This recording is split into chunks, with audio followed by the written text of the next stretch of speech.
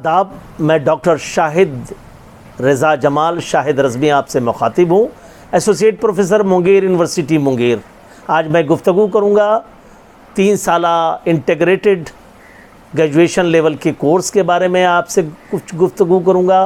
साथ ही साथ उर्दू की अहमियत और अफादियत पर रोशनी डालूँगा और साथ ही साथ उर्दू के जो प्रोस्पेक्ट है उस पे भी कुछ बातें आपसे शेयर करूँगा।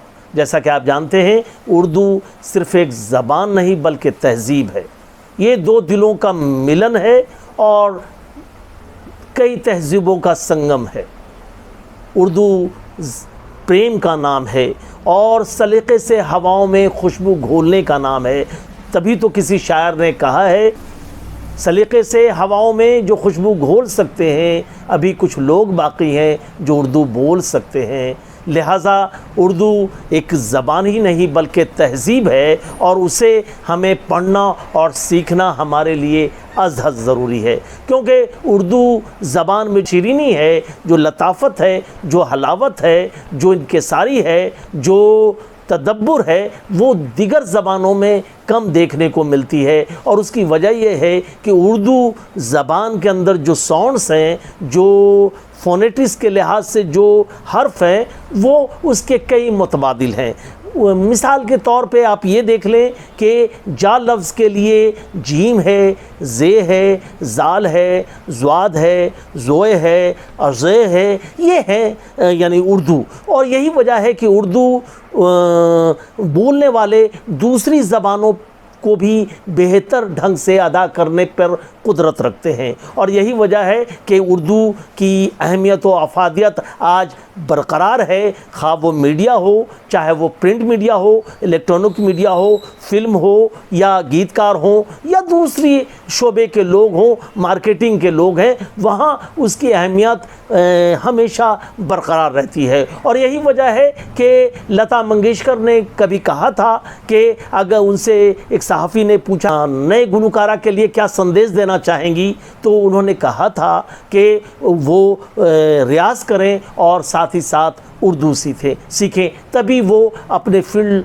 में अपनी गिरफ्त और अपनी शनाख्त बना सकते हैं। आज भी उर्दू की यही अहमियत व अफादियत है। नाज़रीन, जैसा कि मैंने पहले कहा कि मैं मुंगेर यूनिवर्सिटी मुंगेर के 3 साला इंटीग्रेटेड उर्दू ऑनर्स लेवल की बात करूँगा। आज वो 3 साला कोर्स वो इस तरह है कि 1 साल का पार्ट 1 है और 1 साल का पार्ट 2 है और आखिरी साल पार्ट 3 है।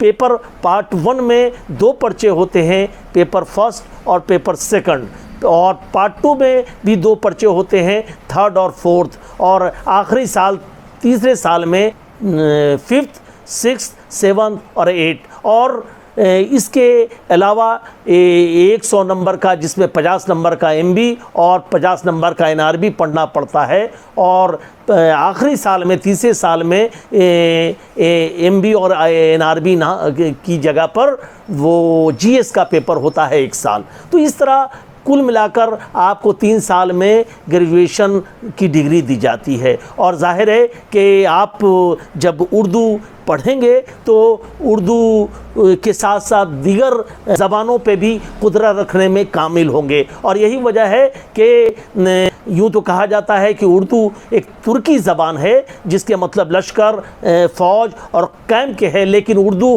खालिस हिंदुस्तानी ज़बान है। यहीं की मिट्टी और यहीं की आबो हवा में पली बढ़ी है। और यही वजह है कि दत्तात्रेय कैफ़ी ने कभी कहा था कि उर्दू 2 दिलों का मिलन है, और उन्होंने इसकी तशरीह यूँ की थी कि उर का मतलब संस्कृत में हृदय और दिल से होता है, और 2 का मतलब 2 कौमों, 2 तहज़ीबों और 2 से ज़्यादा लोगों के मिलन का नाम उर्दू है। और उर्दू यही वजह है कि आज खा वो मीडिया हो, फिल्म हो, गुलकार हो, गायकार हो, गीतकार हो या दूसरे प्रोफेशन के लोग हों, डॉक्टर हों, इंजीनियर हों, प्रोफेशनल्स हों, मार्केटिंग में जाने वाले हों, इवन के ट्रांसलेटर हों, अनुवादक हों, उनके लिए उर्दू नहायत ज़रूरी है। लिहाजा हम अपने बच्चों से कहेंगे कि आप उर्दू पढ़ें और उर्दू की तरवीज व इशाअत करें, क्योंकि उर्दू सिर्फ़ एक ज़बान का नाम नहीं बल्कि तहज़ीब का नाम है। और यही वजह है कि दाग ने कहा था कि उर्दू है जिसका नाम हम ही जानते हैं दाग, उर्दू है जिसका नाम हम ही जानते हैं दाग, सारे जहां में धूम हमारी ज़बान की है। शुक्रिया, थैंक्स ए लॉट।